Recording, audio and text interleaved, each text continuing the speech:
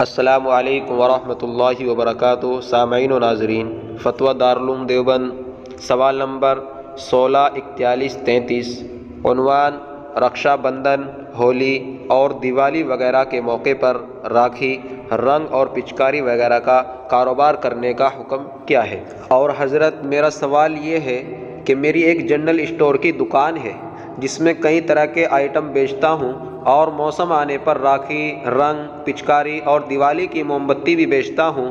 ان item کو بیچنا صحیح ہے یا نہیں؟ جواب: بسم اللہ الرحمن الرحیم۔ ہولی، دیوالی اور رکشا بندھن ہندوؤں کے خالص مذہبی تہوار ہیں، اس لیے ان تہواروں کے موقع پر بطور خاص مذہبی امور کی انجام دہی میں جو چیزیں استعمال ہوتی ہیں، یعنی راکھی، رنگ، پچکاری اور دیوالی کی موم بتیاں وغیرہ، ان کا کاروبار مسلمان کے لیے مکروہ اور ناجائز ہے، کیونکہ ان چیزوں کا کاروبار کرنے میں غیروں کا ان کے مذہبی امور میں تعاون لازم آتا ہے۔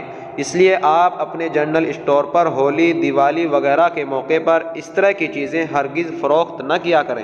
قال اللہ تعالی: وَلَا تَعَاوَنُوا عَلَى الْإِثْمِ وَالْعُدْوَانِ، سورۃ المائدہ، رقم الآیت 2۔ واللہ تعالی عالم۔ دارالفتہ دارالعلوم دیوبند۔